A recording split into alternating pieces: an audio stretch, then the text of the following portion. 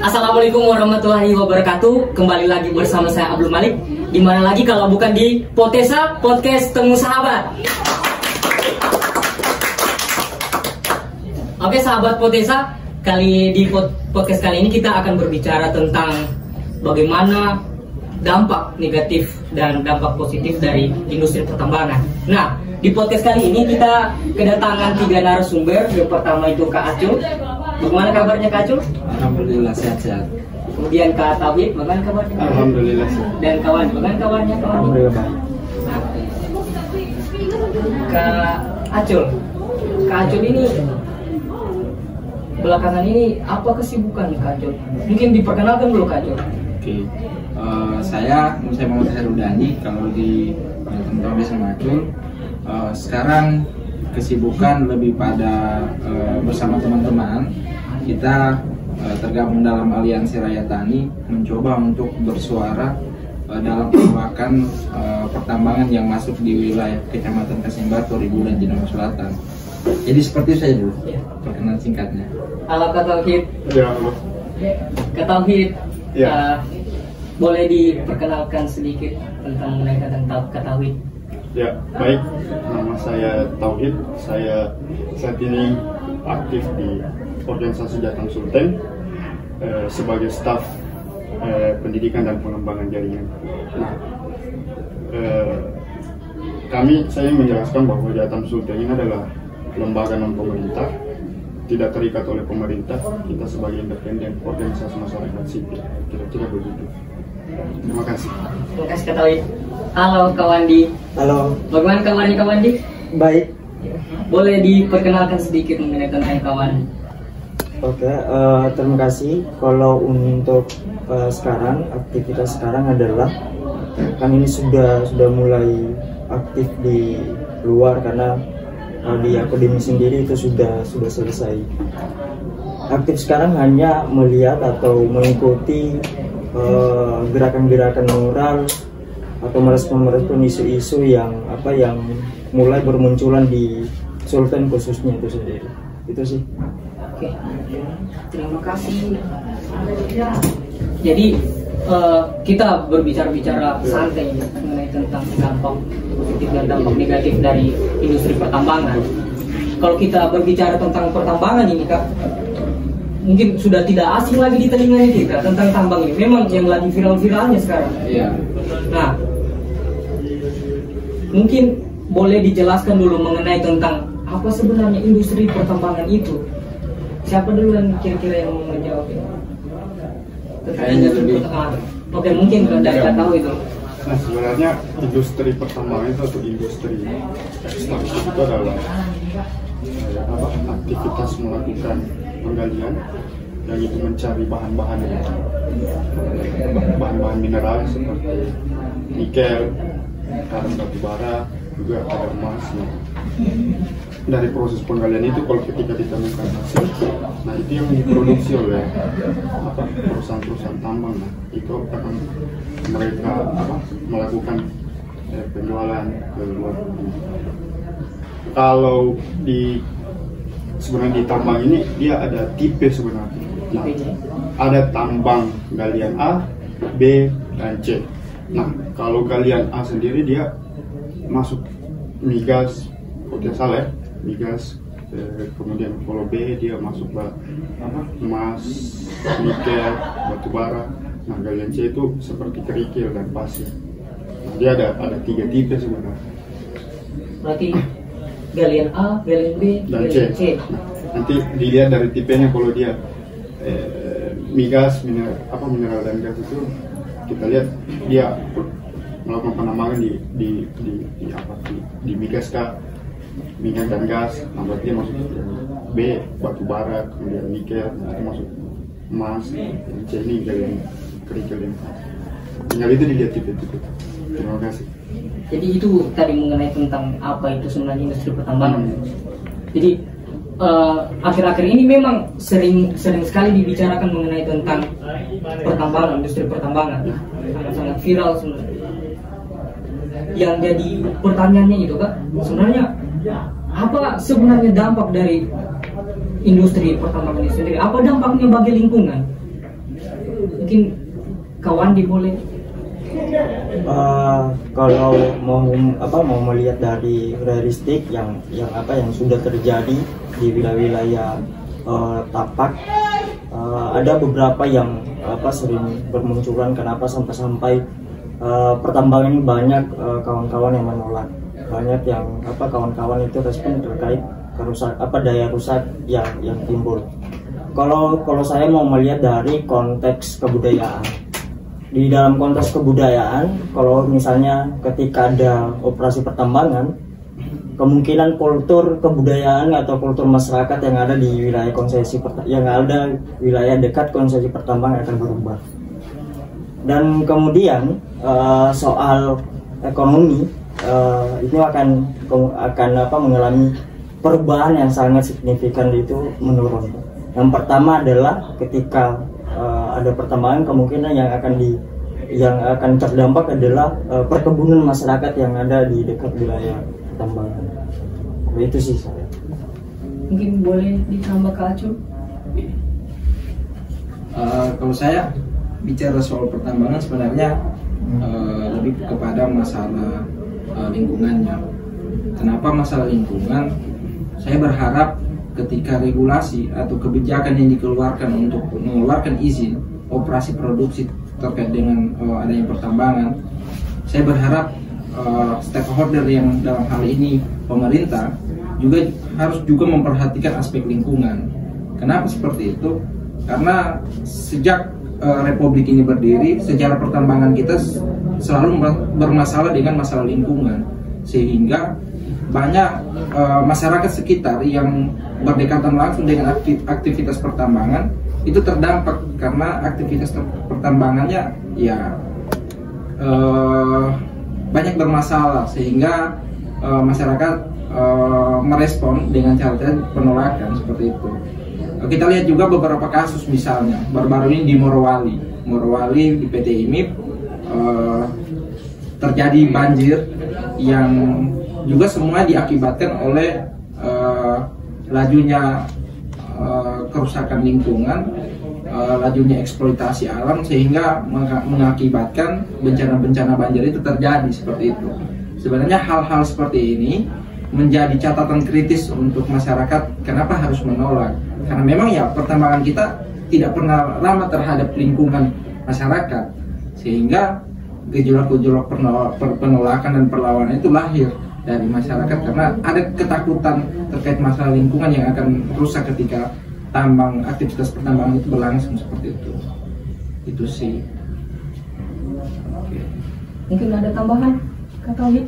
Nah, saya ingin menambahkan kalau terkait soal aktivitas pertambangan dampaknya. Nah, kalau kami di Jatam Sultan, karena memang beririsan langsung dengan aktivitas kami dalam industri pertambangan, Nah, di dalam kerja-kerja advokasi itu kami menemukan bukti-bukti di lapangan terkait dampak yang ditimbulkan oleh pertambangan. Pertama, dalam industri pertambangan itu syarat akan adanya pelanggaran hak asasi manusia. Nah, yang kedua itu syarat juga dengan kerusakan lingkungan. Nah, yang ketiga, rentan juga terhadap perempuan akibat aktivitas pertambangan. Yang ingin saya jelaskan bahwa yang pertama soal hak asasi manusia, bagaimana industri pertambangan mengancam hak asasi. Nah, yang pertama itu terkait bagaimana ketika proses aktivitas pertambangan ini, nah di situ ada lahan-lahan masyarakat yang notabene sudah ada sertifikat atau alas hak. Nah, kemudian itu dicaplok oleh aktivitas pertambangan. Kemudian beberapa masyarakat melakukan penolakan bahwa mereka tidak mau tambang. Nah, mereka kemudian dilaporkan dengan pihak keamanan, pihak yang berwajib berhubungan. Ini menghalang-halangi aktivitas ini. Itu yang biasa menyebabkan kenapa kriminalisasi sering terjadi di masyarakat, karena adanya konflik antara perusahaan dan masyarakat. Nah, yang kedua soal kerusakan lingkungan. Kami di Jatam banyak menemukan fakta-fakta di lapangan bahwa yang terjadi di lapangan adanya pencemaran air.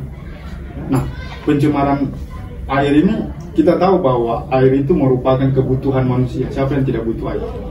Nah, yang menjadi persoalan, air yang dicemari itu air untuk kebutuhan sehari-hari seperti mencuci, memasak, dan mandi. Nah, kita bayangkan ketika air yang kotor itu dikonsumsi oleh masyarakat, bagaimana kita bisa bayangkan soal penyakit yang bisa mengintai masyarakat. Nah, entah itu penyakit kulit atau penyakit lain. Nah, yang kemudian kenapa saya bilang perempuan? Nah, perempuan ini kan jadi pekerjaannya jadi berat gitu. Nah, jadi kebutuhan air, karena perempuan membutuhkan air untuk dalam melakukan aktivitas seperti memasak, mencuci. Nah, ketika itu tercemar, jadi bagaimana kita bisa bayangkan bagaimana mereka mempunyai pekerjaan berat mencari sumber air bersih lagi untuk aktivitas mereka. Nah, saya juga ingin tambah bahwa di dalam aktivitas pertambangan yang kami temukan bahwa ternyata ada penciptaan konflik horizontal di tengah masyarakat. Nah, kenapa? Karena pasti ada yang pro perusahaan dan ada yang tidak pro. Nah, di dua kasus ini kami biasa menemukan masyarakat selalu dibenturkan, yang antara yang pro dan yang tidak pro. Nah, itu juga yang menjadi persoalan bahwa sebelum masuk pertambangan mereka akur-akur saja sebagai masyarakat. Tetapi ketika ada pertambangan, ini di beberapa tempat yang kami temukan, akhirnya mereka berkonflik dan tidak bertegur sapa lagi. Karena itu tadi adanya ini aktivitas ini. Nah, kira-kira begitu.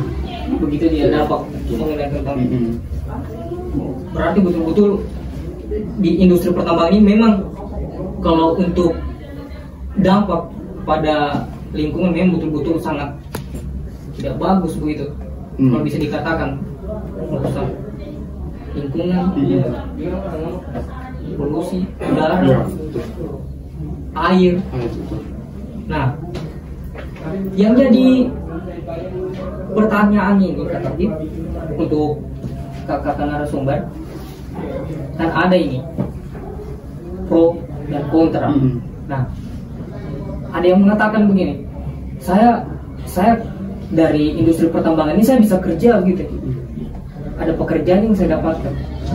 Itu mungkin yang jadi permasalahannya sebenarnya. Kira-kira dari dampak negatif dari industri pertambangan ini, mulai dari kerusakan lingkungan, mungkin ada dampak-dampak positif dari industri pertambangan ini. Siapa kira-kira yang mau menjelaskan mengenai itu? Saya menarik pertanyaan sebenarnya, karena kalau tadi kita bicara soal sisi negatif mungkin ada kritikan kita terhadap masalah pertambangan ya. Tentu juga memang pertambangan ini ada hal yang positif dan ada yang negatif. Hal-hal yang positif ini termasuk mungkin ini tanda kutip ya, mungkin saja nilai jual yang dijual perusahaan selama ini adalah keterbukaan lapangan pekerjaan untuk masyarakat. Itu salah satu nilai yang selama ini dijual oleh pihak perusahaan kepada warga, sehingga ada ketertarikan untuk masyarakat memberikan lahannya untuk dikelola atau dijadikan pertambangan seperti itu. Tetapi kita juga harus mendengar cerita-cerita yang selama ini menjadi hantu bagi masyarakat. Cerita-cerita itu misal ketika lapangan pekerjaan dibuka, ada selalu masyarakat yang dikorbankan dari aktivitas pertambangan, seperti tadi yang saya bilang soal masalah lingkungan seperti itu. Memang ada keterbukaan lapangan kerja, tetapi bagaimana kondisi masyarakat lokal, masyarakat sekitar, itu juga harus diperhatikan. Contoh, ketika hari ini salah satu industri pertambangan yang coba masuk di daerah saya di 3 kecamatan itu, kami sebenarnya kalau bilang kata sejahtera, saat ini masyarakat sudah cukup sejahtera karena ketersediaan sandang, pangan, dan papan kami sudah punya semua. Kalau kita lihat arah barat, kalau di wilayah Pantai Timur itu ya ketersediaan bahan pangan mulai dari padi, sawah, mulai dari cengkeh, coklat, merica, itu kami sudah tersedia. Kalau kita lihat arah timur, justru nelayannya aja kalau memancing pasti selalu dapat ikan yang begitu banyak dan bisa itu jadi sumber kehidupannya. Tetapi kalau tambang ini dipaksakan masuk di daerah-daerah pertanian tadi dan ini mencemari air seperti ini bilang kakak dari Jatim tadi, ini justru akan menjadi sumber masalah. Karena kalau bicara soal kultur kami, sejak dulu kita sudah bekerja sebagai petani. Kita hidup sebagai orang yang bekerja sebagai petani, tapi lantas kalau pertambangan itu masuk, justru ini akan berkonflik, akan mengancam kultur kami sebagai seorang yang sudah hidup sejak dulu sebagai petani seperti itu. Ya, kalau saya bicara sisi positif dan negatif soal tambang tadi, memang ada keterbukaan orang bekerja, tapi di lain sisi juga harus memperhatikan aspek-aspek lingkungan tadi. Jadi kalau memang tambang daerah pertanian lantas diubah menjadi daerah pertambangan, ini justru akan bermasalah, justru akan lebih banyak menimbulkan hal yang negatifnya daripada hal positifnya seperti tadi. Karena tadi kalau kita bicara lapangan kerja, kami sudah punya pekerjaan, masyarakat sudah punya pekerjaan sebagai petani. Jadi kalau dibuka pertambangan, ya saya rasa tidak masuk akal di daerah pertanian tadi dengan dia masukkan daerah pertambangan diganti dengan pertambangan. Ini akan mengundang masalah baru. Dan juga pertambangan kita tahu pasti soal masalah pendidikan pasti ada kualifikasinya. Sementara di sana masyarakat mayoritas petani dan mana mungkin mereka akan dipekerjakan dalam perusahaan seperti itu. Pasti yang dipekerjakan adalah orang-orang yang sudah selesai kuliah dikerjakan di dalam perusahaan pertambangan. Sementara masyarakat petani pasti akan kehilangan pekerjaannya karena sumber mata air dari pegunungan yang dikeruk oleh perusahaan itu akan berpengaruh terhadap lahan produktif pertanian milik warga seperti itu. Begitu. Sangat menarik tadi Kak Acul. Saya sempat dengar tadi di wilayah Kak Acul tentang industri pertambangan. Kalau bisa tahu di mana itu Kak Acul? Di Kecamatan Kasimbar, Toribu, dan Tinombo Selatan. Jadi 3 kecamatan ini masuk dalam izin usaha pertambangan milik PT Tiro Kencana yang izin operasinya keluar 2020 kemarin seperti itu. Jadi luas IUP-nya 15.725 hektar, di mana mencakup lahan perkebunan, pertanian, dan kawasan pemukiman milik penduduk. Nah, sehingga sampai dengan saat ini masyarakat masih berharap pemerintah tidak memaksakan untuk pertambangan ini masuk di daerah kecamatan 3 kecamatan tadi, karena kembali tadi seperti saya bilang bahwa ada dari Cina, ada dari itu luar dari dari yang dipekerjakan khususnya itu teman-teman dari luar negeri, dari asal negeri itu dipekerjakan di situ, sehingga masyarakat lokal itu tidak mendapatkan pekerjaan yang mestinya. Dan kemudian juga terdampak dari proses pertambangan yang berlangsung. Justru ini sangat signifikansi dari proses pertambangan yang diderita oleh masyarakat lokal, dari daya rusak yang timbul, dari kerusakan lingkungan, dan kemudian dari ekonomi yang sangat menurun, dan kultur juga, kebudayaan juga berubah, tidak seperti biasanya lagi. Ini cerita-cerita perlawanan dari teman-teman yang sampai sekarang itu berjuang, itu justru malah melakukan penolakan itu sendiri, karena memang justru tidak sebagai pertambangan ini adalah untuk peningkatan ekonomi, itu malah pikirannya masyarakat di sana yang memang sudah mengalami langsung dari jeratan pertambangan, itu tidak apa yang dipikirkan masyarakat di luar dari masyarakat lokal. Misalnya dari daerah lain kan beranggapan bahwa itu ada pertambangan tempat bekerja untuk anak-anaknya dan sebagainya, dan bisa menghidupkan keluarganya, tapi masyarakat lokal justru melihat ini adalah bencana untuk kita. Ini adalah bencana untuk masyarakat lokal dan akan kehilangan sumber mata pencarian, dan kemudian diderita penyakit dari daya rusak air dan lain sebagainya. Kalau saya tidak ada dari positif, yang positifnya yang saya lihat adalah itu orang yang memiliki kepentingan saja. Lapangan pekerjaan itu pun kalau di lapangan pekerjaannya bukan orang-orang yang di tempat itu dipekerjakan, tapi orang-orang luar. Ketika kandungan tambang ini habis, kemudian eksploitasi pertambangan yang begitu masif dengan mencaplok perkebunan dan yang notabene menjadi lahan pertanian masyarakat.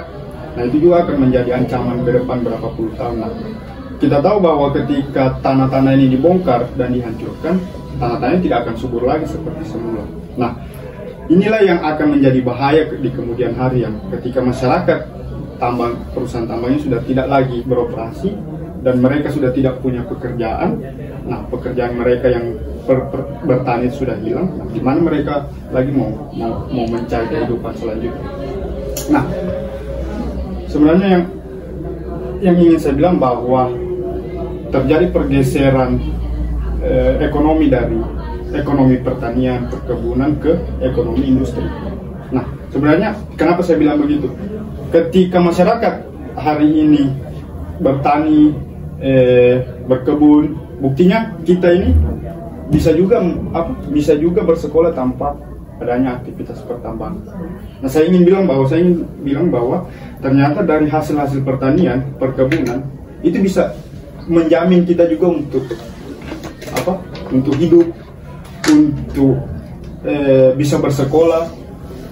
Nah, mungkin orang-orang berpikir bahwa dengan adanya pertambangan nilai ekonomi akan lebih baik lagi. Nah, saya bilang bahwa itu hanya untuk orang-orang yang memang punya kepentingan. Nah, kenapa? Karena ketika mereka punya saham di dalam, pasti yang untung yang itu, yang pemilik saham. Kalau kita mau gali, tapi masyarakat sudah dapat dampak, kemudian dapat penyakit dari aktivitas ini. Nah, itu yang biasa dilupakan oleh perusahaan tambang. Kenapa? Karena mereka hanya ingin mengejar profit, keuntungan, tanpa melihat bahwa ada masyarakat yang harus dipenuhi tanggung jawabnya. Nah, di dalam aktivitas perusahaan itu ada yang namanya dana CSR. CSR seperti tanggung jawab perusahaan diberikan terhadap desa itu. Nah, itu juga yang jarang terjadi di desa. Maksudnya pemberian dana CSR itu tanggung jawab. Nah, maksud saya ketika orang bilang memang tambang ini membuka lapangan pekerjaan, betul membuka, tetapi kita harus pikir ke depan, jangan sampai kita hanya menjadi pengungsi di tanah kita sendiri. Nah, itu yang menjadi problem sebenarnya. Kira-kira begitu saya tambah. Tadi kalau saya menyimak dari kata-kata semua tadi itu mengenai tentang dampak positifnya kecil sekali. Positif. Cuma banyak negatifnya dia. Positifnya cuma lapangan pekerjaan, itu pun lapangan pekerjaan hanya untuk orang-orang tertentu saja. Bisa penduduk lokal yang ada di industri pertambangan itu tidak dipekerjakan. Sebenarnya kalau saya sebenarnya begini, kalau kembali kita bicara soal keterbukaan lapangan pekerjaan, memang kalau dilihat dari konteks itu itu menjadi kebutuhan kita sendiri, apalagi kita ketika selesai kuliah dengan kondisi yang begitu sulit mencari pekerjaan, negara biasanya memberikan solusi, memberikan izin kepada perusahaan supaya orang-orang yang setelah selesai kuliah bisa bekerja dalam perusahaan seperti itu. Tetapi kalau melihat realitas juga di lapangan, ini tumpang tindih juga. Karena di lain sisi, kembali tadi kawan dari Jateng bilang tadi bahwa kita harus berpikir soal jangka panjangnya. Ketika lapangan pekerjaan itu dibuka, ketika perusahaan itu beroperasi, lantas ketika proses operasinya telah selesai, pertanyaan kemudian bagaimana dengan orang yang sudah bekerja di perusahaan tadi? Kemana mereka setelah itu? Bahkan masyarakat lokal juga kemana setelah itu? Bukan berarti ketika kampungnya selesai diobrak-abrik, setelah itu tidak ada solusi bagi masyarakat seperti itu. Saya justru bertanya, kenapa negara memaksakan untuk memasukkan pemerintah memaksakan untuk memasukkan satu industri yang dimana masyarakatnya sudah cukup sejahtera hidup dengan bertani seperti itu. Kenapa harus tetap memaksakan? Mengapa tidak pemerintah mendorong pertanian misalnya? Kalau hari ini misalnya kalau di kampung saya yang dijual adalah pertambangan modern, pertambangan yang ramah lingkungan, pertambangan yang akan membuka pekerjaan. Kalau saya tanya apa logika itu, saya balik, ulang, kenapa tidak pemerintah mendorong pertanian modern misalnya? Mengapa bukannya begitu yang didorong oleh pemerintah hari ini? Kenapa cuma tambang modern? Kenapa tidak pemerintah memfasilitasi masyarakat untuk terus bertani, untuk menyediakan alat-alat produksi yang modern, menyiapkan distribusi pupuk dan lain-lain, sehingga masyarakat lebih lebih terdorong dan lebih termotivasi untuk bekerja dan menghasilkan bahan-bahan komoditas tadi seperti padi dan lain-lain tadi. Itu. Saya lebih berharap kalau berpikir lebih baik pertanian modern saja yang didorong supaya tidak ada masalah sebenarnya. Kalau memasukkan tambang itu ya justru mengundang masalah yang akan lebih besar di kemudian hari. Seperti itu. Tapi kalau pertanian modern ya saya rasa tidak akan bermasalah. Justru masyarakat akan lebih senang karena akan dibantu terkait dengan alat produksinya. Bahkan penghasilan pertanian akan meningkat. Begitu. Seperti itu kayaknya tambahan sedikit. Nah, mungkin saya tambah sedikit. Boleh. Nah, sebenarnya pemerintah juga kenapa ngotot mendorong industri pertambangan ini, karena memang mereka ingin mengejar profit atau pemasukan dari aktivitas ini, ada pajak yang Nah, saya ingin bilang bahwa di Sulteng sendiri itu masuk dalam 10 provinsi termiskin di Indonesia. Kita bayangkan bahwa di tengah sumber daya alam kita melimpah, di tengah begitu banyaknya perusahaan tambang, emas, nikel, dan batuan, tetapi kita masuk dalam kategori yang miskin, maksudnya provinsi yang termiskin. Nah, memang kalau dari situ kita bisa melihat, sebenarnya hasil dari pertambangan ini dengan hasil yang begitu melimpah, itu kemana sampai provinsi kita masuk dalam provinsi termiskin. Saya ingin bilang ada Papua, Maluku kalau di Indonesia Timur, yang memang kita tahu Papua ada Freeport, Maluku ini kalau tidak salah ada tambang. Padahal Freeport terbesar, tapi kenapa masuk?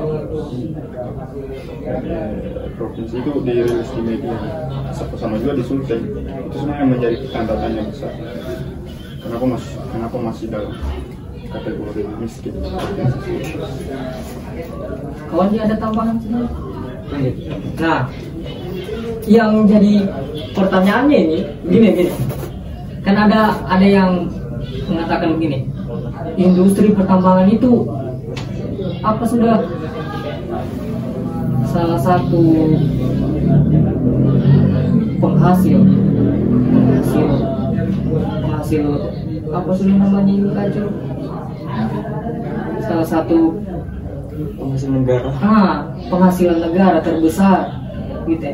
Tapi kenapa terutama aktivis lingkungan sering mengkritik bahkan menolak gitu ya?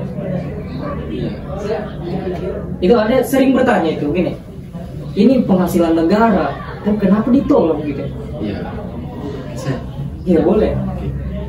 Ya, memang kita harus realistis juga terkait dengan pertanyaan tadi.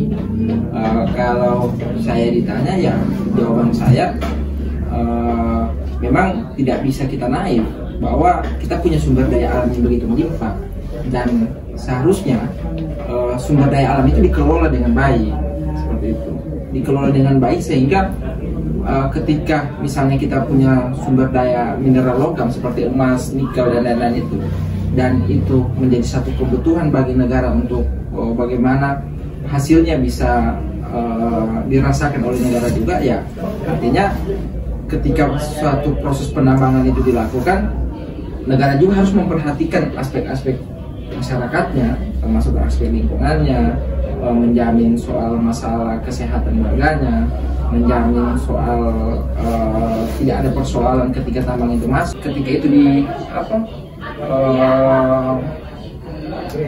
diberikan kepada anak cucunya, justru itu akan menjadi satu yang bernilai dan itu akan terus berlangsung begitu terus. Gitu. Sama halnya lah, kita tidak bisa naif juga. Saya sekolah, saya bisa kuliah seperti ini karena hasil-hasil pertanian juga dari orang tua terdahulu, dari nenek saya, keturunan orang tua saya, mungkin saja akan ke saya juga nanti. Seperti itu. Makanya saya lebih berharap apa yang kita berikan kepada generasi selanjutnya adalah hal-hal yang jangan sampai merusak. Kalau hal-hal itu merusak, misalnya aktivitas tambang itu merusak lingkungan, terus sumber daya alamnya sudah dikeruk, lantas itu yang kita sisipkan, kita tinggalkan kepada mereka, mereka akan marah kepada kita juga nanti di kemudian hari. Itu ternyata ini saya meninggalkan masa depan yang tidak baik karena alamnya saya sudah dirusak. Mereka tidak bisa melihat lagi hutan yang begitu lestari, tidak bisa lagi melihat air yang jernih.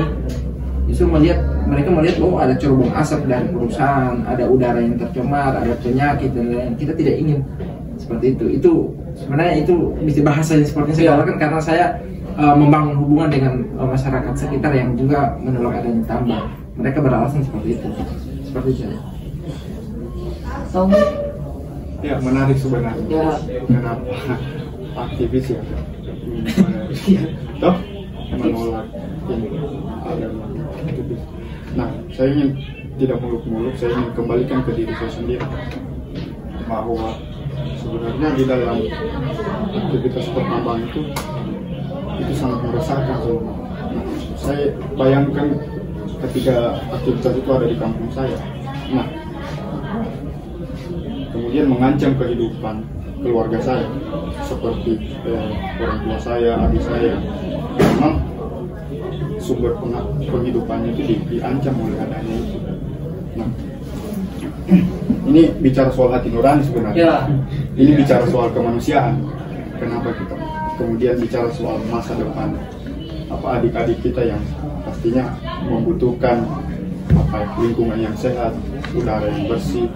Nah, saya ingin bilang bahwa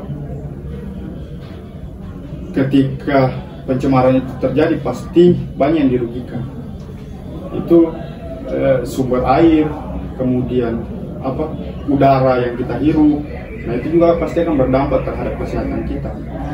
Nah, sebenarnya kalau kita ingin lihat bahwa sekarang kita sudah merasakan sebenarnya dari dampak-dampak aktivitas, yaitu dengan adanya perubahan iklim. Nah, perubahan iklim itu seperti apa? Seperti sekarang kita lihat sudah musim hujan. Ya. Musim hujan seperti apa? Nah, kadang panas. Nah, kadang juga hujan. Ya. Nah, itu sebenarnya hasil-hasil dari aktivitas. Kalau teman-teman ketahui bahwa itu hilangnya kawasan-kawasan hutan sebagai ini sebenarnya sebagai apa? Sebagai penyumbang ini karbon untuk kita. Nah, itu hilang karena adanya aktivitas. Nah, ini juga yang mengancam mengancam iklim. Nah, saya tidak tahu bagaimana prosesnya. Pokoknya dari situlah adanya proses-proses perubahan iklim. Nah, kemudian ada juga yang ini penggunaan energi fosil. Nah, ini juga dari tambang batu bara sebenarnya. Ini sebenarnya menyumbang krisis iklim di dunia. Nah, ini yang sekarang mulai dikampanyekan teman-teman. Kenapa kita menolak? Karena kita ingin generasi-generasi selanjutnya itu bisa menikmati alam yang sehat. Kita tahu bahwa dari adanya perubahan iklim ini itu sudah terjadi banjir, tanah longsor di mana-mana. Nah, yang paling rentan sebenarnya terjadi bencana itu ya di kawasan-kawasan yang memang kawasan hutannya itu yang tidak mendukung lagi, seperti sudah hilangnya fungsi kawasan hutan itu sebagai areal pertambangan. Kami dapat beberapa tempat seperti di Morowali yang kemarin 2019 kalau tidak salah ada satu desa situ yang terendam banjir. Nah, pas cek banjir itu ternyata dihasilkan dari adanya aktivitas pertambangan. Sebenarnya kalau bicara soal menolak, ini soal hati nurani sebenarnya. Kenapa kita ingin bergerak sebenarnya? Itu sebenarnya. Kalau memang kita taat ya pasti kita tidak akan bergerak. Jadi tidak usah kita mau bicara soal kenapa aktivis, kita bicara diri sendiri dulu. Kita terdampak tidak adanya. Kira-kira sih begitu. Hubungan dengan kawan. Kalau saya melihat tadi kan narasi yang dibangun oleh perusahaan adalah hasil dari pertambangan itu dialihkan untuk negara. Nah, kalau mau melihat dari sistem yang sekarang, kan yang perusahaan dalam perusahaan kan itu ada cuma berapa orang saja yang memiliki saham, sehingga dana-dana atau dana yang dikeluarkan oleh perusahaan adalah hanya segelintir orang saja yang menggunakan. Narasi-narasi yang dibangun tadi untuk dana untuk negara dan lain sebagainya itu adalah doktrinisasi agar masyarakat itu takut untuk melawan. Tapi nyatanya yang terlihat adalah yang pemilik saham atau pemilik perusahaan itu hanya berapa orang saja. Dan kemudian mereka lah yang juga masuk di dalam sistem negara. Dan sekarang ini ada beberapa di DPR sendiri berapa persen itu yang pemilik saham terbanyak di perusahaan-perusahaan. Justru itu adalah untuk memperkaya dirinya sendiri, tidak melihat dari masyarakat. Ketika memang itu untuk disumbangsikan untuk ke negara, dan kemudian kenapa negara tidak mensejahterakan rakyatnya? Kenapa tidak diberikan keadilan untuk rakyatnya? Malah itu terbalik. Kalau saya katakan itu pembunuhan secara perlahan untuk negara, untuk masyarakatnya itu sendiri. Karena jumlah penduduk juga di Indonesia itu sangat padat sekali, dan kemudian ketika masuk perusahaan itu maka akan terancam, manusia akan terancam punah gitu. Saya berpendapat seperti itu. Dan kemudian kenapa saya tidak katakan kita aktivis di sini? Kita hanya sadar bagaimana pengeksploitatifnya itu sangat meluas, dan kemudian daya rusak menimbulkan, dan banyak yang mengalami sakit akibat dari proses pertambangan yang terjadi di Indonesia maupun di Solo. Minum kali dulu. Saya lihat sudah keringat semua ini. Panas memang. Tapi minta maaf sebelumnya. Tepat sederhana ini. Nanti kedepannya sukses potensi ini berhasil. Amin. Sangat menarik memang kalau membahas tentang industri pertambangan. Sisi negatif, sisi positifnya banyak sekali. Tapi yang paling sedikit itu sisi positifnya. Iya. Kebanyakan dari negatifnya begitu dia kan, ya? Kita lihatnya sudut pandangnya memang berbeda-beda, toh. Ya. Kalau saya selama ini melihatnya pada lebih banyak masalah negatif yang ditimbulkan daripada positif. Karena melihat tadi soal masalah lingkungannya, soal ketika perusahaan itu selesai beroperasi, apa-apa kebutuhan hidup akan semakin meningkat juga. Kita akan lihat bagaimana misalnya harga bahan pokok, harga pangan itu pasti akan naik. Dan kemudian kalau tambang itu beroperasi lantas daerah-daerahnya itu mempengaruhi aktivitas pertanian warga, dan aktivitas pertanian itu hilang. Pertanyaan kemudian kalau sawah misalnya tidak produktif lagi, gimana masyarakat beli padi, sawah beli beras? Pasti di daerah lain, di tempat lain yang awalnya mereka sudah punya semua, mereka akan beli ke tempat lain, dan itu butuh biaya tambahan lagi. Seperti itu. Sebenarnya banyak masalah-masalah yang dilahirkan. Seperti itu, Kakak Mali. Terima kasih Kacung. Nah, saya tambah sedikit sebenarnya. Perusahaan aktivitas pertambangan sebenarnya bisa bernilai positif lebih ketika hal itu dikuasai oleh negara. Nah, dikuasai oleh negara dan diperuntukkan sebenarnya untuk kemakmuran masyarakat.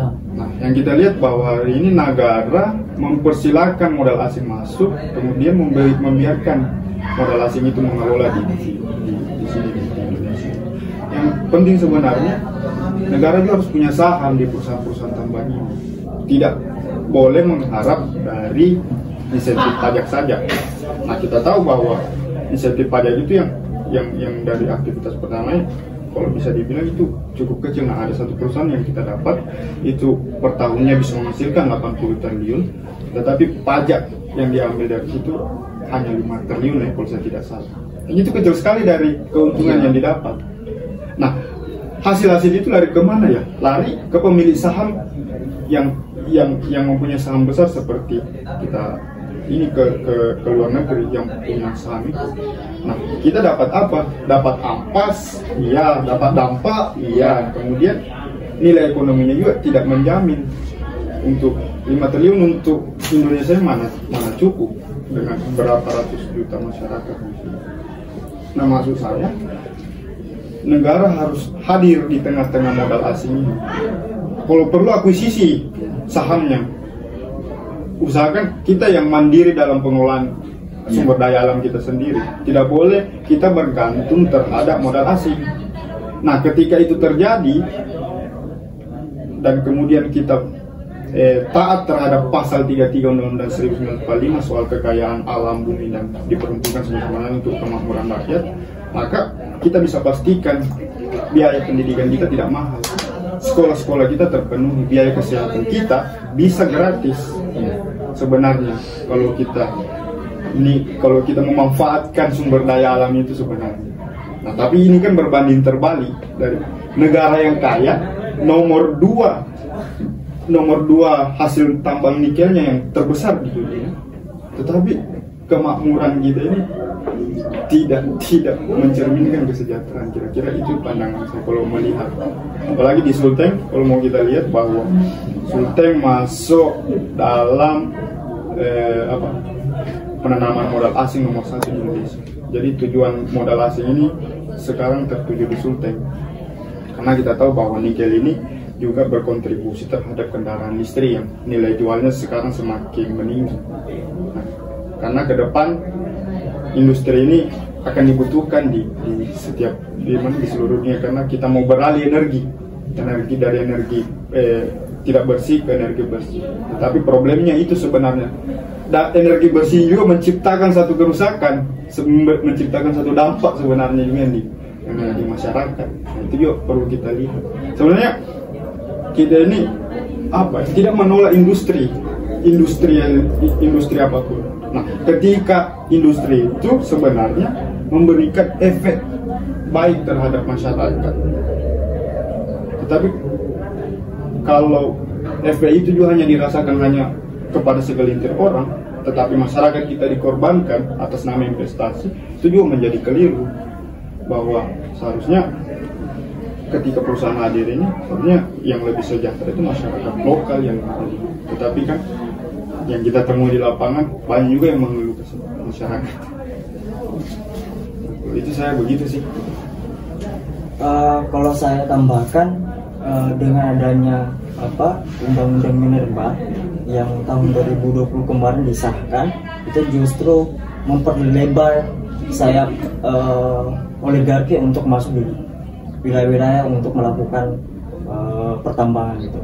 Karena di nomor 32 tahun 2009 soal kewenangan dan pengelolaan lingkungan itu kan masih diputuskan pemerintah daerah. Pemerintah daerah melihat apakah ini wilayah layak ditambang atau tidak. Apakah wilayah ini bisa dijadikan pertambangan untuk peningkatan ekonomi atau tidak. Nah, sekarang itu tidak, yang memiliki kewenangan itu adalah di pusat. Sehingga pemerintah daerah tidak memiliki tidak bisa memutuskan dan kemudian tidak bisa mengintervensi, tidak bisa memberikan penolakan untuk itu, karena yang memberikan izin itu adalah pusat itu sendiri. Sehingga ini kalau saya melihat bahwa negara sekarang itu memberikan memberikan kebebasan untuk negara-negara lain melakukan penanaman saham di Indonesia itu sendiri, khususnya pertambangan. Itu berbicara tentang dampak dan dampak positif dari industri pertambangan. Nah, yang jadi pertanyaan berikutnya kemudian begini, seumpama kita diperhadapkan dengan, kita sudah selesai mengkritik. Oke sahabat Potesa, itulah tadi pembicaraan tentang dampak negatif dan dampak positif dari industri pertambangan. Jadi jangan lupa like, share, dan subscribe. Jangan lupa nonton terus di Potesa Podcast Temu Sahabat. Okay.